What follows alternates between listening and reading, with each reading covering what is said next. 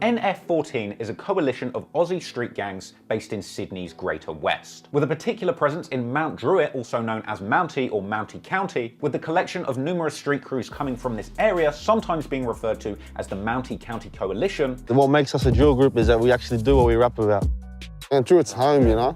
Yeah, it's a big place. It's the trenches. And it's worth pointing out, as is often the case with these stories, Mountie County is indeed the suburb of Sydney with the highest amount of gun crime. But it's from this collection of street lads repping NF14 that spawned the groundbreaking Aussie drill crew OneFour. And while Aussie rappers were already kind of doing bits in their native country in the 2000s in the form of lad rap, it seems plainly obvious that over the past few years, mainly out of sheer high quality music and frequent output, that OneFour have frankly managed to become the most significant and successful rap-based movement to ever come out of Australia. The main members of OneFour include JMs, Lex, YP, Spenny, and Selly. And because OneFour are from Mount Druitt or Mountie County, which is in a 27 postcode, they're known to frequently throw up and shout out the 27 number, with numerous lyrics from OneFour suggesting they're down to ride for that 2770. From 2017, OneFour burst onto the scene with their track Ready for War, heavily inspired by Call Me a Spartan by the Harlem Spartans. That was followed up by the track What You Know, which featured a gang of Aussie lads that were so menacing I nearly did the dash from my computer screen just watching it. Hey, when you drill this hard, ain't no one gonna tell you how to use stairs properly. So since they burst onto the scene and introduced their native country to the booming, hard sounds of UK and New York drill, OneFour have essentially taken over and become the pioneers of the entire Aussie drill movement. Again, with a lot of their appeal essentially deriving from the fact that they were the first crew of Pacific Islanders to rap proudly about their lives in their native Aussie accents. And I've got to say, there's just something about hearing that Aussie accent over a hard UK drill beat that just sounds so cold. But it wasn't just their music that was pioneering, because they were also using their music videos to introduce the Aussie public to their slick street fashion style too, with a lot of their music videos around this time essentially looking like adverts for the Foot Locker prison range.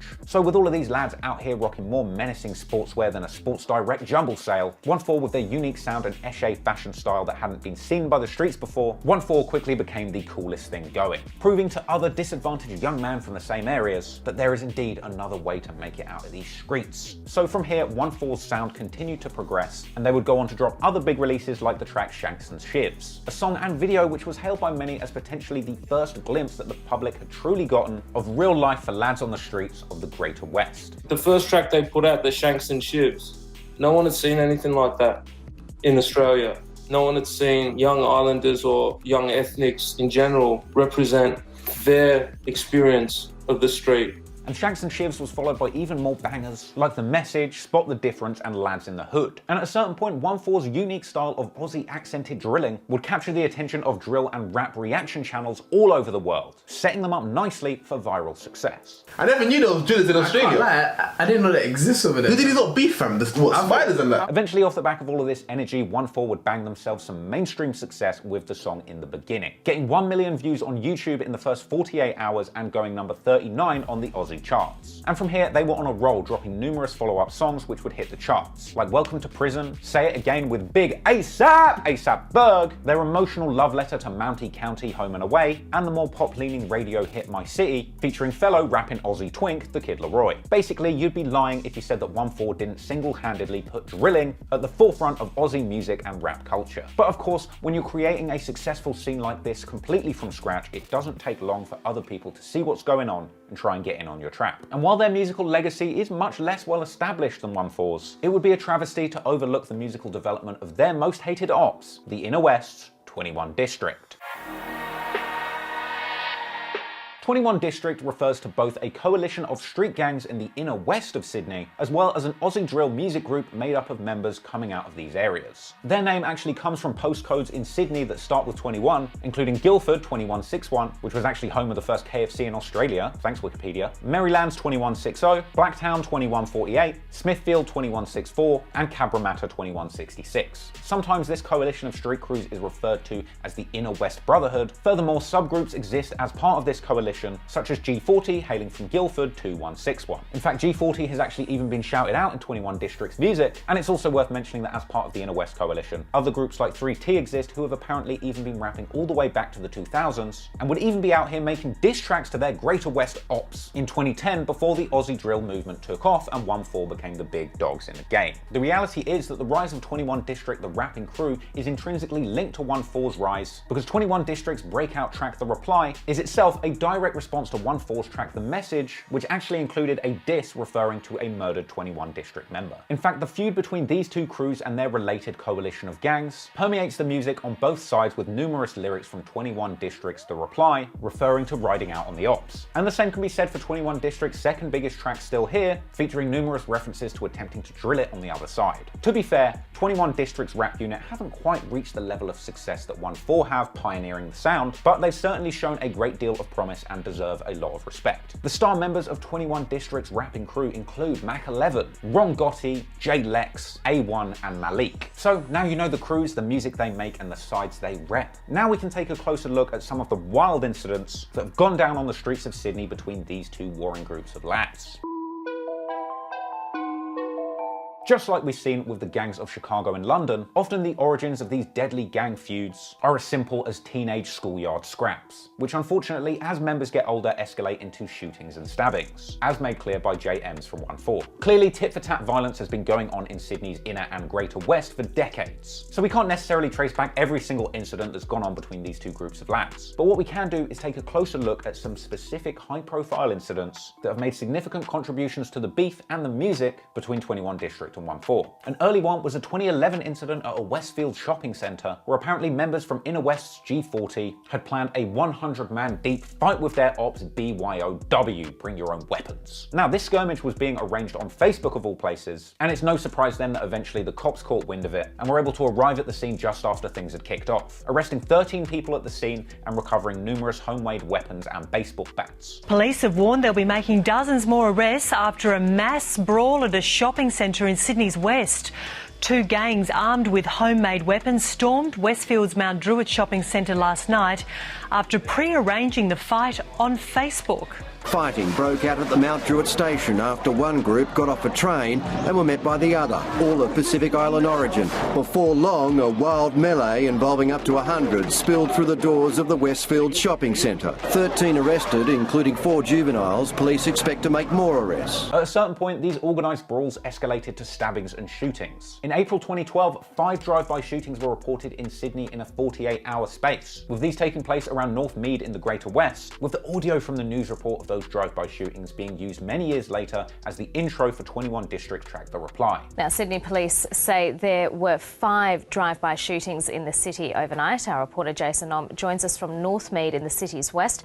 So 5 shootings within 4.5 hours, yet, you know, the spate of shootings just don't seem to be ending. From here, things were not sweet in the years that followed. People have been found beaten to death in Mount Druitt as early as 2015, with it having been suggested on social media that the man killed was indeed NF14, with the killer fleeing and getting the train to Blacktown 2148. A young man has been murdered in Sydney's west overnight. His body was found sprawled on a footpath at Mount Druitt shortly after midnight. Very large crime scene. Detectives say that they believe the killer and maybe others involved boarded a train at Mount Druitt police station, or Mount Druitt train station rather, boarded a train to Blacktown, and that is where they arrested an 18-year-old man at around 2:30 this morning. And the beef between these two sets eventually did make its way to music, far before Aussie drill had developed its sound. There's examples in 2016 with rappers from NF14 dissing the Inner West, rapping over the beat to Mobb Deep Shook Ones. And over on the Inner West side, you've got the likes of 3T dropping disses on the Greater West too. So while these mini music beefs were occurring, this was the same year that the police were investigating a savage beating in Mount Druitt, where a 17-year-old was beaten unconscious by a gang of armed thugs. An incident which, like many of the ones I'm about to discuss, was spectacularly caught on camera, but it's far too violent to show you without getting demonetized. You're gonna have to do your homework if you want to see that grisly shit. Anywho, at this point, the cops begun to single out the gangs in Mount Druitt as being completely out of control, suggesting frequent shootings in the area as well as fistfights that were being uploaded to YouTube were contributing to a spike of gang activity in the area. Meanwhile, by 2018, OneFour were beginning to make waves in music, for the first time in Aussie drill providing a template of a legal route through music away from the streets. However, these G's taking music seriously did not stop the bloodshed on the streets, as this feud would soon turn into a very public tragedy, when in 2018 we saw the murder of 20-year-old Tino Henry, allegedly from the Inner West with ties to 21District. 20-year-old Tino Henry had the world at his feet, but in the early hours of this morning, his promising young life ended abruptly. In this alleyway off Fitzsimmons Street in Parramatta, he was fatally stabbed in the chest. This incident sparked a wave of violence between the groups, which was only inflamed further by OneFour going on to drop lyrics directly disrespecting their fallen op. Naturally, all of this and the incidents that followed would provoke a strong response from the police of Sydney, but what couldn't be predicted is just how hard they would come at these crews, ultimately taking several of their key members off the streets with hard sentences, as well as attacking their legitimate business of making money through music. OneFour, just off the cusp of mainstream industry success in music, would unfortunately end up losing several members over a 2018 fight. In July, months before the deadly stabbing of Tino Henry, a huge brawl took place at Rooty Hill gaming lounge Carousel Inn. This involved Lex from OneFour, who had allegedly been kicked out of the lounge over a drunken row over a machine. Now, in what little defense I can offer to Lex, it had been reported that racial slurs had been thrown during this argument, but who knows what really went down. Whatever was said was clearly no good, and retaliation was a must, with Lex coming back with YP and Selly from OneFour armed with weapons. At this point, the lads proceeded to give a savage beatdown to several people in the lounge, all of which was caught extensively on camera, another shocking scene that I sadly cannot show you on YouTube. But essentially, Lex beat a man to the ground, grabbing him by the hair and taunting him to his face. YP was identified as having smashed a chair leg into the back of an op's head, and Selly was said to have pounded a man's head repeatedly with a hammer, with this vicious attack apparently leaving one of the victims unable to feel part of their face. OneFour gave these guys the Lil Wayne and Jewels treatment, for God's sake. With all this caught on camera, it's no surprise that these lads ended up in court sharpish, without a chair leg to stand on or swing at the judge's head. Lex ultimately got slapped with 4.5 years for instigating the fight. YP got 4 years for swinging the chair leg, and I assume also leaving a very unsafe three-legged chair out there for one of his ops to sit down and fall off of. But it was Selly who got the worst of it for whiling out with that hammer, with the judge dishing out a hefty 10-year sentence. This was a devastating blow to OneFour as a cohesive group as well as their business, meaning that star members' appearances on songs would be limited to jailhouse phone calls, like we saw at the start of the track Welcome to Prison. What's going on? This one here, Lex here, you know? We're going to be missing for a little bit, but it is what it is. Hey, Lex, come. Hey, what's good? It's Double K. And just like we saw around the violent summer of 2018 in UK drill, all of the goings-on in the street would lead to huge scrutiny by the police, who would quickly crack down on both the illegal violence and the legitimate music business. In 2019, OneFour began to have their shows cancelled by the police, with it being claimed that the cops were pressuring venues not to host these Aussie drillers. OneFour has suggested that the cops were really just trying to shut down their only route to making legal money, and over on the 21District side, they were seeing similar problems, and despite trying to make it clear with public statements saying that they're not criminals and that the rapping crew is no longer involved in crime, that hasn't stopped the police from shutting down their shows and video shoots too, as they explained in this statement. But while the cops were shutting down their legitimate businesses, since the killing of Tino, skirmishes were continuing in the streets. Another incident popped off where there were numerous drive-by shootings in a 48-hour period, with speculation that the homes of rival members were targeted. Within only a month of these shootings, 21District had released their song The Reply, clapping back at OneFour, who had dissed Fallen Tino on their track The Message, starting that song off with audio from the news report about the 2012 shooting situation, which was very similar, which may suggest that these are all somehow linked. So clearly the beef was publicly active well into 2019, where we would see the likes of Spenny from OneFour lurking in the ops turf of Guildford on Snapchat. Look where Spenny's at tonight.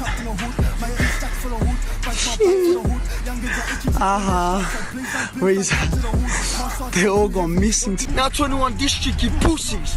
Fucking Charlotte to me out here. I was there for 30 minutes. He didn't even come. Eventually, members would come face to face, leading to another mini fight outside the Westfield Parramatta in June 2019, where knives were pulled out in front of shocked members of the public, but thankfully the groups disbanded before things got serious. In the middle of a busy intersection outside Westfield Parramatta yesterday, men fight on as a crowd gathered, before some of the men retreated to their car. Another man smashes the vehicle as it races around the corner. Apparently members from these groups would run into each other again later one evening at a hookah lounge in another spectacular fight where an insane amount of objects and projectiles were thrown. Detectives are investigating if the same men involved in the Parramatta incident were behind another fight at Auburn last night. Then the following month, another big gang fight spilled into the streets of Sydney in July, along with a clip shared by 21 members with the suggestion that OneFour are quick to pull out knives in fights, an apparent reference to the previous incident where a blade was pulled out at the Westfield fight. At this point, there are crews brawling publicly on the street streets of Sydney nearly every week. And gang culture was permeating mainstream culture so much that the New South Wales police had to warn the National Rugby League to stop players throwing up gang signs on the pitch. But if it was bad enough losing rapping members of OneFour to prison when they could have been making legal money on the streets, it looked like the police were going hard at targeting the non-rapping street teams of the Greater West gangsters, with the very public arrest in 2019 of a supposedly high-ranking street figure. With this marking the beginning of a big crackdown on Aussie street crews, with the cops calling in Raptor 13, the Raptor Squad,